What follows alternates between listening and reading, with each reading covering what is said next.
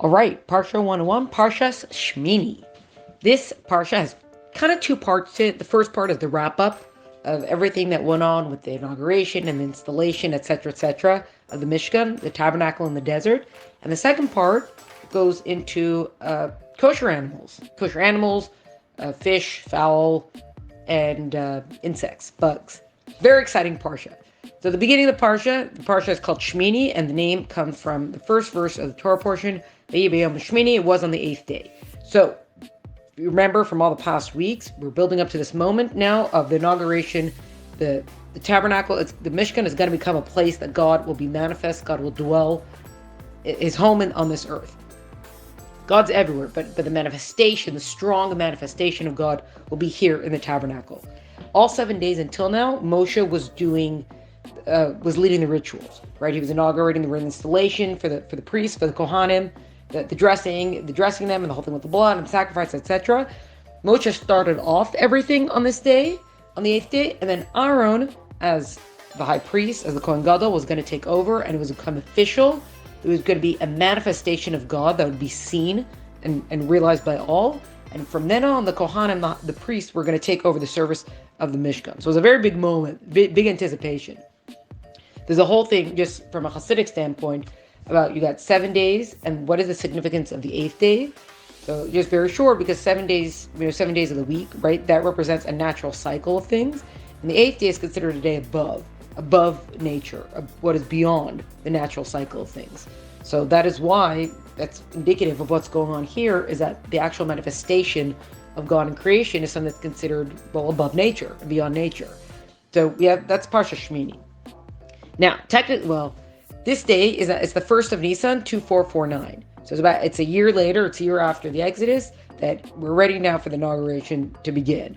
That it's going to be this. So Moshe finishes all that he's got to do. He calls Aharon and the sons and the elders, calls everybody come in front of the Ol Moed, of the sanctuary, and we're going to make things happen. Okay, you're gonna see divinity now. And there was a whole thing that Aharon for himself had to take a calf in its second year as a sin offering. Part of that, they say, is part of it was a rectification for Aharon for the unintentionally kind of participate in the golden calf. You have to go back a couple of weeks to hear all about that. There was also a ram that he had to bring as an Ola offering. It went through all these offerings also in the preceding weeks, so we're not going to get too much into detail about it, because the Torah describes how these animals were sacrificed, and it mainly follows what's been said before. There's some differences, slight differences, because of this first day and whatever, but as a general thing, it follows, we say it's a sin offering, it was offered the way a sin offering is offered. Say it's a ram, the Ola offering is the way the Ola offering was offered. Now, it was also the Jewish people had to give a calf and a lamb in its first year. That would be an Ola offering. It would be a male goat as a sin offering, and you'd have an ox and a ram for Shlom for the peace offering, and there would be a grain offering with oil, which would be a mincha offering. So Aharon was going to offer his own sacrifices, and then there were going to be a bunch of sacrifices brought kind of on behalf of the people to make this entire elevation occur.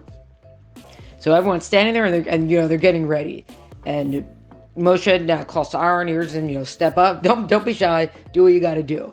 So Aharon goes through the process, he sacrifices the animals, his sons collect the blood, and they bring it to him, and all the things that's got to happen. So let's say the blood from the calf, right? That's the sin offering.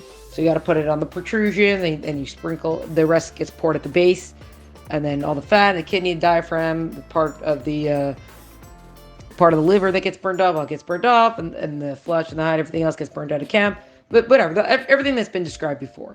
Then we have the ram and the blood that's got to be sprinkled on the northwest and the southeast corners, right? Because it's kind of all four, and then it gets all burnt up because it's an Ola offering. And then you have all the people sacrifices are being brought. Everything is done as has been commanded. Once everything was done, Aharon was still standing on the top of the Mizbeach, on the top of the altar, and he raises up his hands and he blesses the Jewish people.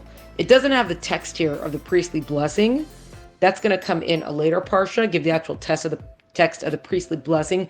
The priestly blessing that we know today that is said in synagogues, that same text it's coming from the Torah. It's a biblical verses that's said here, but it's understood by commentaries that that's what Aharon said. That's the blessing that Aharon gave at this time.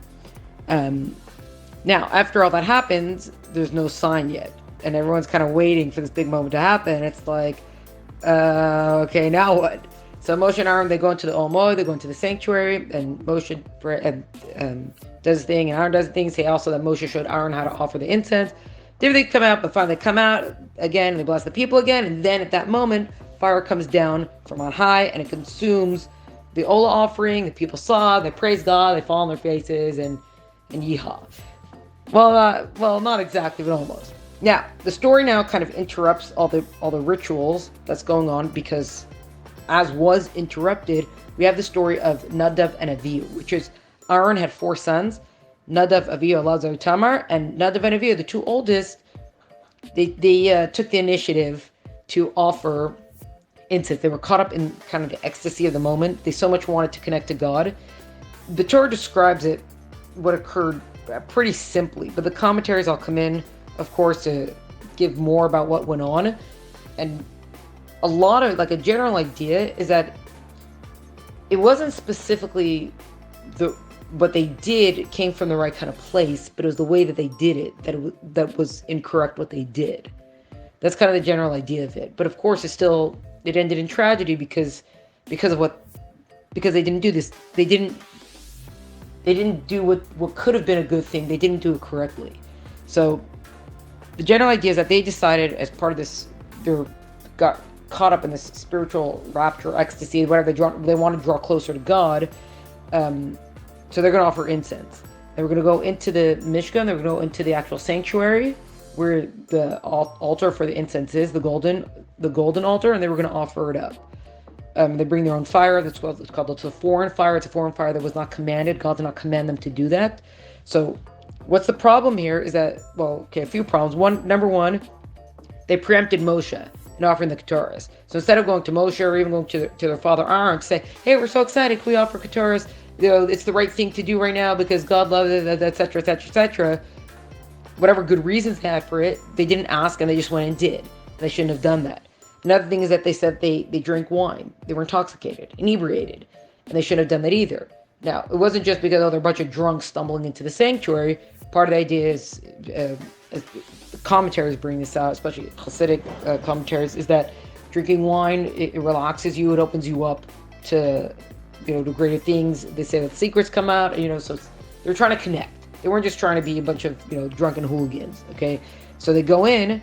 Now, it's also the prohibition against drinking on the job hadn't been given yet. And yet they were still punished for it because they should have known better. They should have taken 2 seconds to say, maybe it's not such a good idea that we drink when we go to offer in service to God.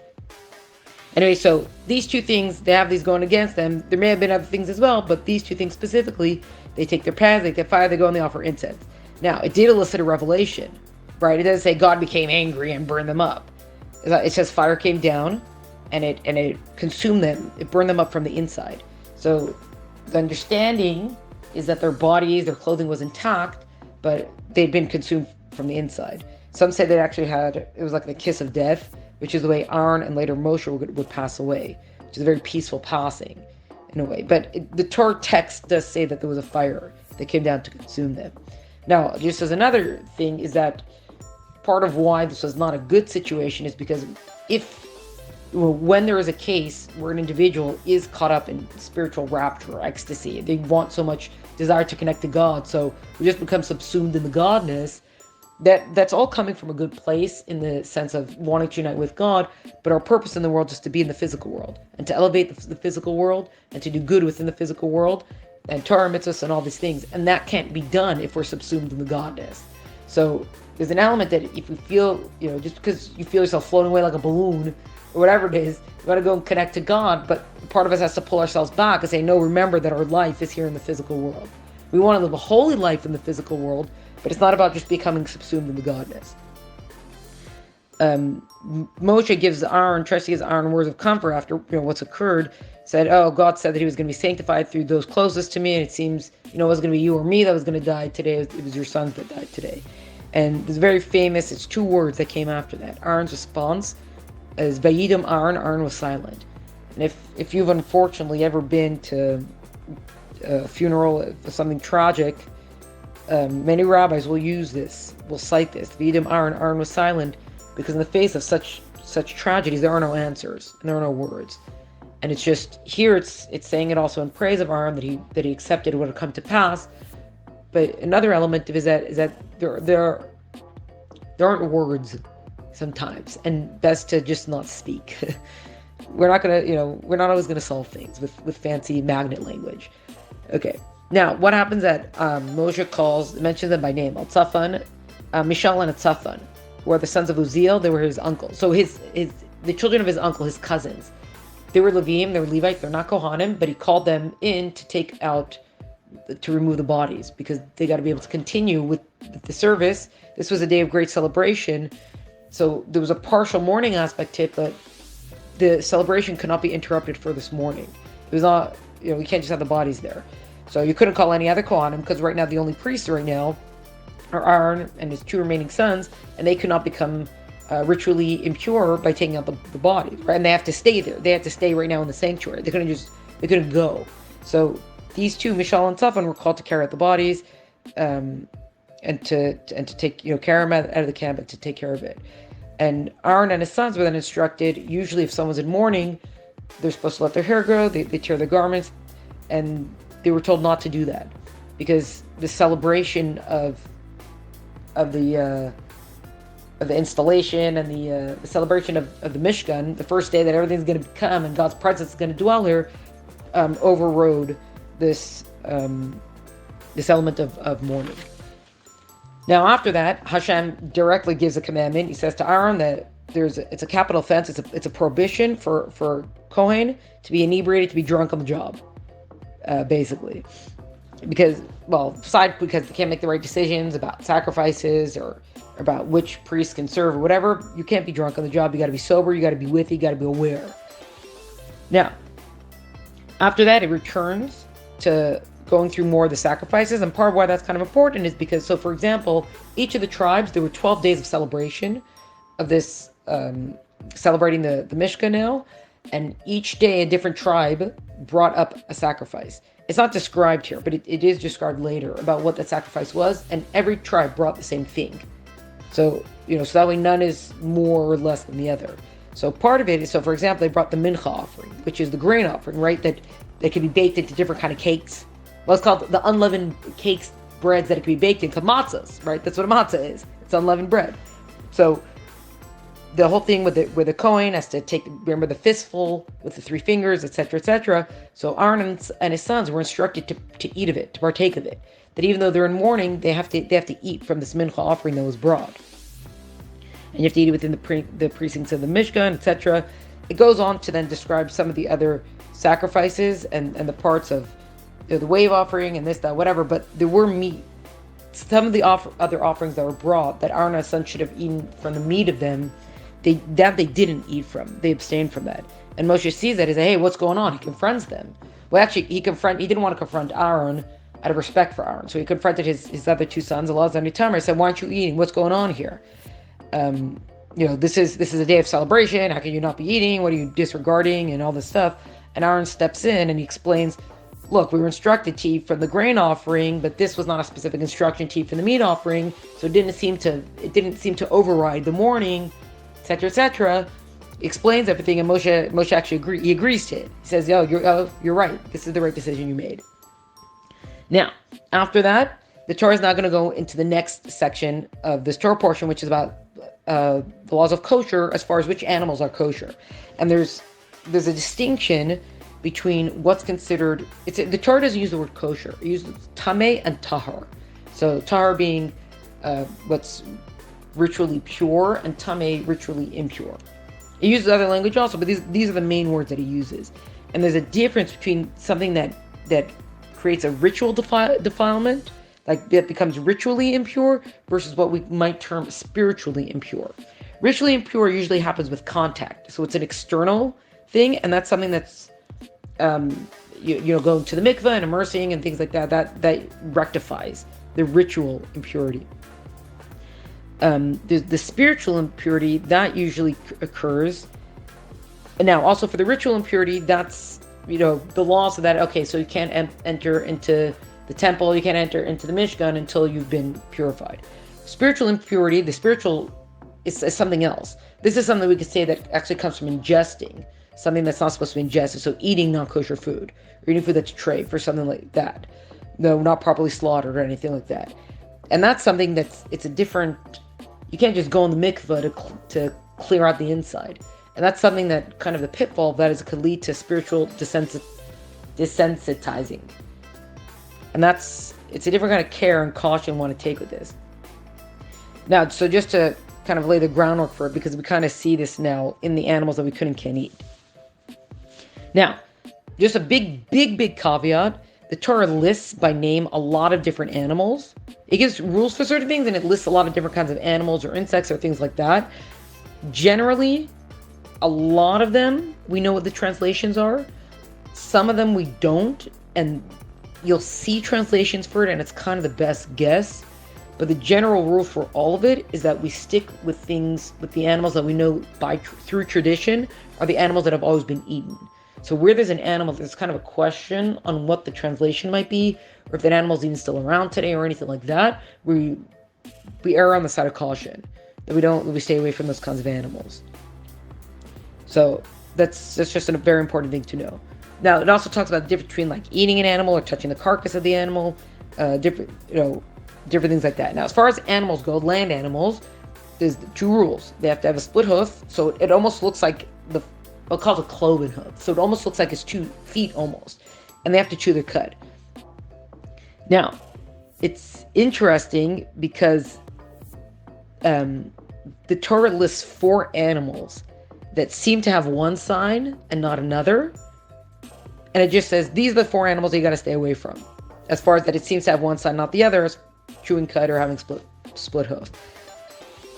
Just to put it out there, since the Torah is given thousands of years ago, and the Torah, of course, have existed long before that, they have not found another animal that qualifies as only has one of these conditions and not the other. So that's something to think about, that in however many thousands of years, what the Torah said thousands of years ago, it has not been disproven. And that's, before we knew the whole known world, before anybody had come to America, before anything, whatever, there hasn't been an animal found yet in thousands of years that qualifies as maybe has one sign and not another. So what are those 4 animals? One is the camel, chews its cud, but it does not have split hooves. One they kind of translate as the hyrax, and it doesn't specifically chew their cud, but kind of the way that it digests is sort of like the way things chew their cud.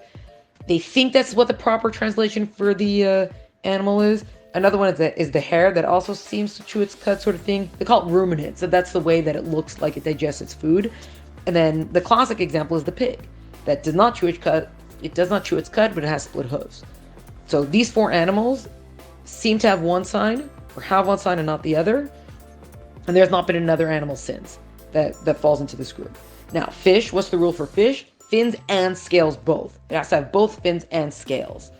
It says any other crawly creatures of the water, they should be loathsome to you. You gotta yucky. Don't stay away from them. And it doesn't even specify after that specific fish or anything like that. It just says very specifically fins and scales, both, and that's it. Fowl, as in for the birds of the sky, it actually specifies. And again, these are the best translations that are known.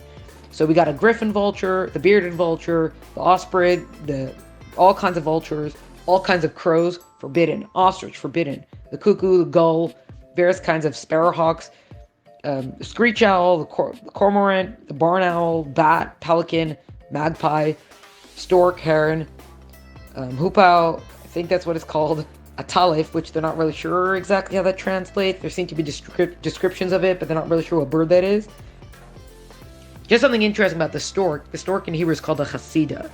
And chassida, if you sort of recognize that word, it comes from the word of chesed, ches samach daled, kindness. And you say, why would a stork that's called a chassida, if it's something that's kind, why would it be something that's forbidden? So Rashi, foremost commentator of the Torah, comments, it's called a chassida because when it comes to food, it does kindness to its friends. Like it gives its friends, like, oh, look, I got food for you. So why is that not a good thing? Because it specifies that it's only for its friends, right? I take care of my people and only my people. And that's not a sign of necessarily true kindness, I guess you could say. Now, again, because of this whole translation thing and because of are these exactly the birds that are spoken of, or we might have gotten one of these wrong, or maybe not exactly the right reference.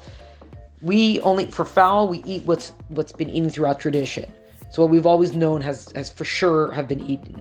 And that basically comes to still a full selection of, we got chickens, chicken, sparrow, pigeon, dove, duck, turkey, certain kinds of quail, geese, and pheasant. Those are usually the fowl that are considered kosher. Now, after that, it goes into what's called shrutzim, so the creepy crawlers. Very interesting. Shrutzim, which are kind of, we say, insects, creepy crawlers. Multiple times is it mentioned that these are forbidden. So let's say, unlike the pig, for example, which is thou shalt not eat the pig. It's one prohibition. Well, there's two mitzvahs that go with each one. There's you should eat these animals, and you should not eat the animals that fall under these categories. So it's 1/2 prohibitions that occur in all the other animals. When it comes to the insects, it's multiple times that it comes up, which is part of why people are so extra careful about when it comes to bugs in food, because it's not just 1 or 2 prohibitions, which are bad enough. One prohibition is bad enough, or one transgression is bad enough. 2 transgressions, doubly bad, which is still bad enough. But this is like 6 or something prohibitions, so that's 6 times as bad, and it's all bad. So that's kind of why, if you've ever noticed that. So the shrutzim, creepy crawlers, said anything that flies and walks on all fours. So for example, a fly or a wasp or a mosquito. Most grasshoppers. There are actually certain grasshoppers that are considered kosher, because the Torah talks about, if the legs are like this, then they could be eaten. Generally, as a general idea, we don't know what they are, so Jews in general will not eat grasshoppers. There is a thing that in certain communities, I think it's like certain Yemenites or something like that, they have tradition of which grasshoppers are kosher. And some of them may still eat grasshoppers today, that is very, very specific to those communities. It is not considered a general thing for all Jewish people, because the tradition was not handed down. It was not kept within all of the communities. So this is something that gets very, very specific. It does mention, actually, certain of these insects that are kosher, or that can't be eaten, and it's like the red, yellow, spotted gray, and white locusts. So apparently those could be eaten. Now, it also talks about how touching the carcass of any of these impure animals, the person now becomes ritually defiled. Not spiritually defiled, ritually defiled. From touching the carcass, and they have to go to the mikveh, they got to immerse themselves, and they got to wait till evening, and then they are pure again. Right? They are now ritually pure. As in, now you could go into the Mishkan, the tabernacle, you could partake of certain foods, etc. Now, if someone carries the carcass, the garments also have to be immersed. And this goes, and then it continues listing some of the animals that are considered not allowed. So again, any of the ones that have partially cloven hooves, or they don't chew each other, like for a camel, right? You touch a dead camel, you carry the dead camel. If you could do that. Or like it says, 4-legged animals that walk on their paws. So like dogs and bears and cats. It also mentions the weasel and the mouse and the toad and the hedgehog, a chameleon, lizard, snail, mole. You touch those carcasses, no bueno. And also, now we went through all this as a side note about the way that Tameh and Tahar, being ritually pure and impure, works today is slightly different than the way it used to. So definitely speak to a rabbi, about all this. If someone has a dog who died, you got to get out of your house. So what are the rules for that? Definitely inquire to be sure that you're doing the right thing. It's just because we are in the spirituality of today is not as evident. It's a little bit, we can't sense it as much as they were able to sense it then. So that's why things work like slightly different with certain things. Not that certain things become permissible, but it's just the practice, how they translate, works out a little bit differently. Now, any of these things, any of these carcasses, especially anything that we mentioned, if they fall onto like a wooden vessel or a garment or a hide, like a skin of an animal that's been skinned, or a sack of anything, or any implement that's used for work, these things also contract impurity. So they have to be purged in the mikveh, and then you got to wait till evening till it can become pure again. However, if it's an earthenware vessel, then if it falls, the outside does not become ritually defiled, but the inside does. So if anything falls into the inside somehow, it's now defiled, and the only way to rectify it can't go to the mikveh. It can't be purged. We've mentioned before, when it comes to sacrifice, it has to be shattered. So if there's any food in it, if there's a fruit or vegetable that's been, it's no longer attached to you pick the fruit or the vegetable, and since then water fell on it, or any of there's 7 liquids if it falls on it, and then even if it dries, it's now eligible for impurity. So if it's inside that, it's a lot of details to all this. Well, as you can tell. So it's like water, wine, olive oil, blood, milk, dew, or bee honey. Those are 7 liquids. If it's ever touched at any time, it's now, if a carcass falls into, or any part of a dead animal falls into this earthenware vessel, it's now impure, and you got to shatter it. You can't do anything about it. Now, it also talks about a portable earthenware oven or stove that's got to be demolished, right? Or else it's not. There's no purities. It's ritually impure. Now, if you got, let's say it's a spring, you got a spring or a cistern or a mikveh or something like that, right? A gathering of water. It does not become, and a dead animal falls into it. It doesn't become defiled. So, if not every river in the world would be defiled, would be impure. Now, if someone is inside the mikveh and they touch a dead animal and there's a dead mouse floating on it, which is very disgusting, and I hope that doesn't happen, then you got to get rid of the carcass and then you got to re-go to the mikveh again, to re-immerse the self. Now, if a plant is still in the ground and there's a dead animal there, then because it's still part of the ground, it doesn't become defiled. It's okay. It's only if once it's been taken out of the ground and it may have gotten wet at some point, then it becomes defiled. Now, it's sort of, a lot of similar things happen if there's a kosher animal that dies that wasn't properly shechted, right?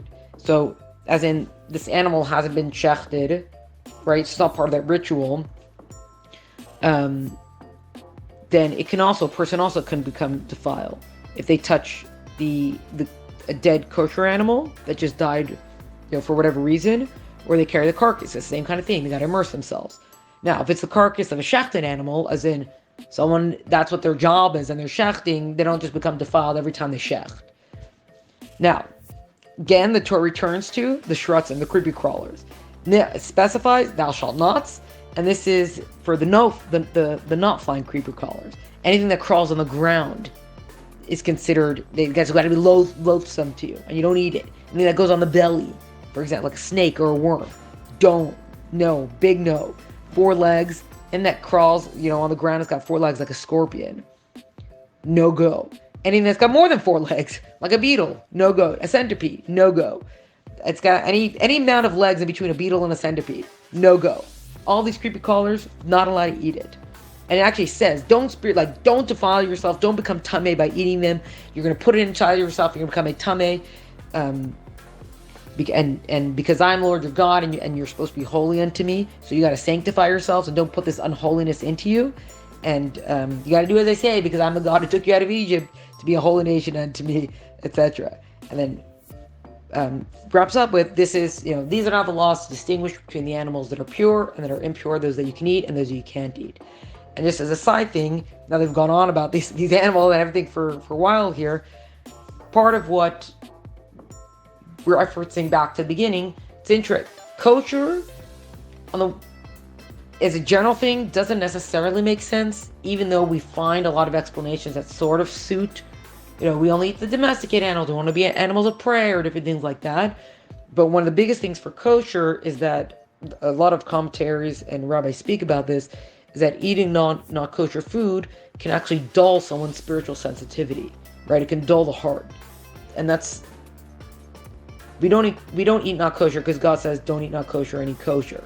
But this is like a second thing that could come of it is spiritual insensitivity could come from ingesting, eating not kosher, which is, again, another reason to then be more careful about all these things. And that is the end of Parshas Shemini.